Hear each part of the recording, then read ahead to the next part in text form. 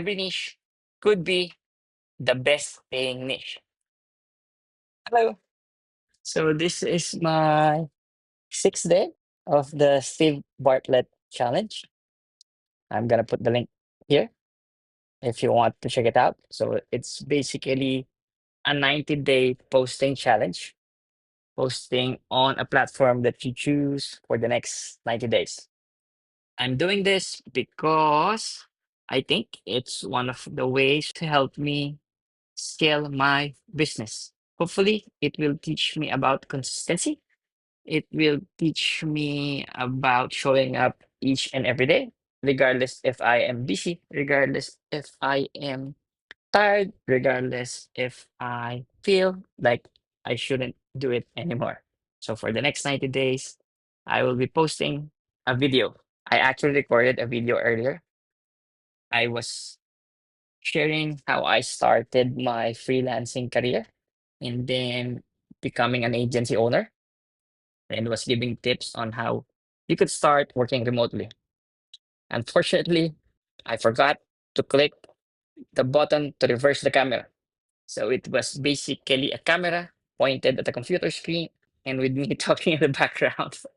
And I didn't want to repeat it anymore. I'm here with my dogs. They're now, baby, they're sleeping. So I just went here to distress for a couple of minutes. I want to share some tips if you want to start working remotely. One of the biggest problems that I see or hear for people who want to start working remotely is they don't know where to start, or they don't know what niche to pursue. So my answer is don't spend too much time trying to make the right decision. Make a decision and make it right. Because if you spend a lot of time trying to find out which is the best paying niche, you will never find it, because every niche could be the best paying niche. You could be the highest paid copywriter.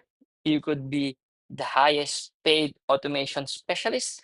You could be the highest paid customer service agent. You shouldn't allot too much time in looking for a niche to start in. Just decide and then give it your 100%. What will happen during that time is either you will realize, yes, baby. Wait, my dog is calling me. So, what will happen is that you will either realize, hello, you will realize that that's the niche for you. So, that's a good thing. Or it's something that you don't want to do, which is also a good thing. So, the sooner you can make the mistake, the sooner you can know to realign. There was one video that I really like about making mistakes. It was talking about going to planets or the moon or whatever. So basically, what they were saying is that, wait, I don't know how to use my gimbal. There you go. So basically, what they were saying is rockets do not take off from Earth and then go perfectly straight or perfectly in line to their direction to wherever they are trying to reach. There is what we call mid-course correction. So after it flew somewhere out there, it will have to realign or correct its course to make sure it reaches its destination. So unless it takes off and knows it's not in the right path, it will never reach its destination. So you have to take off first. So you have to start. And then if you are starting, since you won't have a portfolio, I just want to show you small. Hello, small. I just want to show you what. So this is our bebe.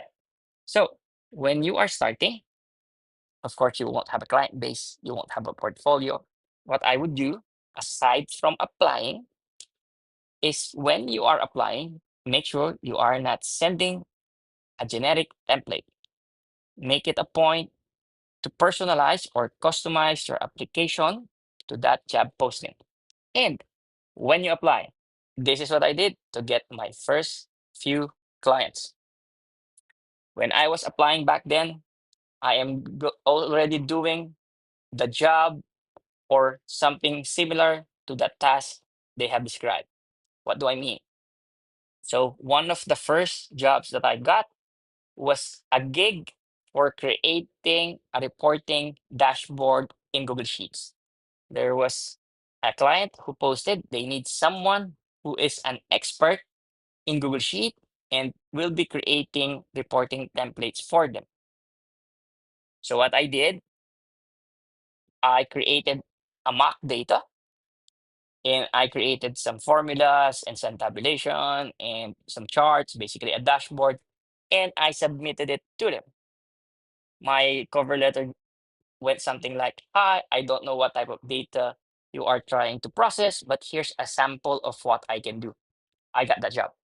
And when I got that job, I made sure I gave my 100% to each and every task she gave me. Not only that, when I see that there are some areas that I can help her on, I always tell her, "Hey, you might need this. I can help you with this."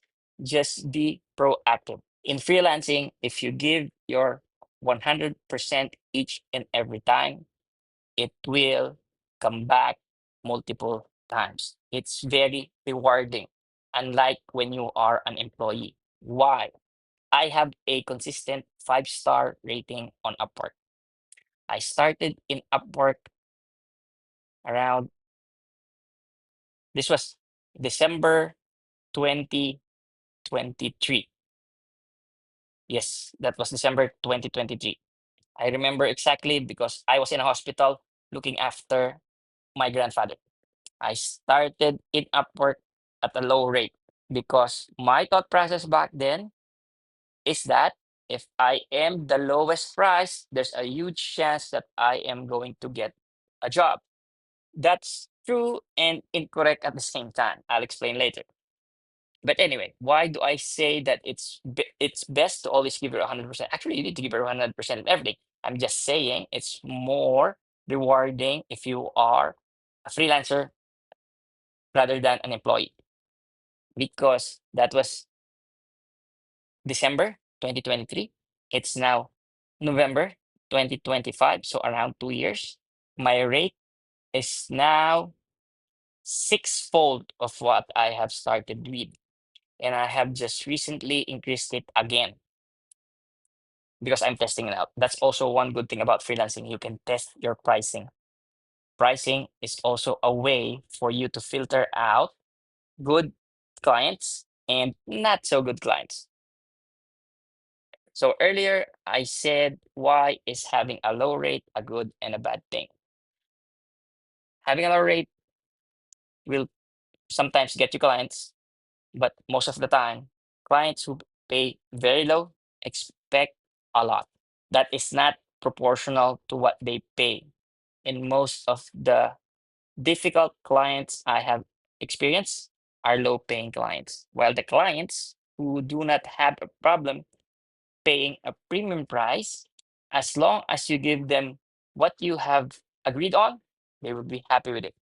And for me, since I always give 100% and a little bit more, most of my clients have stayed with me or referred me to someone they know, and even go back to me when they need someone else. Because when I do my work, I do it as good as I can.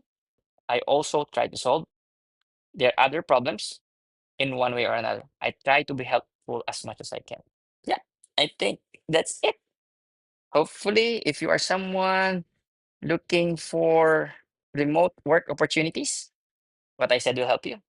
Or if you want, we can discuss this further. If you have any questions regarding how to start or where to find clients, how to find work, comment it down. If it's a short question, I'll just answer in the comments. If I think it would be better that we discuss it on a video, then I will do it. That's it. Have a great day, everyone. Let's say goodnight to my bebe. They're already sleeping. They don't want to be disturbed anymore. Rambo. So this is Powder. She's an Aspen. This is, oops. This is, I don't know how to use this. This is Rambo and Small. They are mini pinchers. That's it. That's my 6th day. See you tomorrow.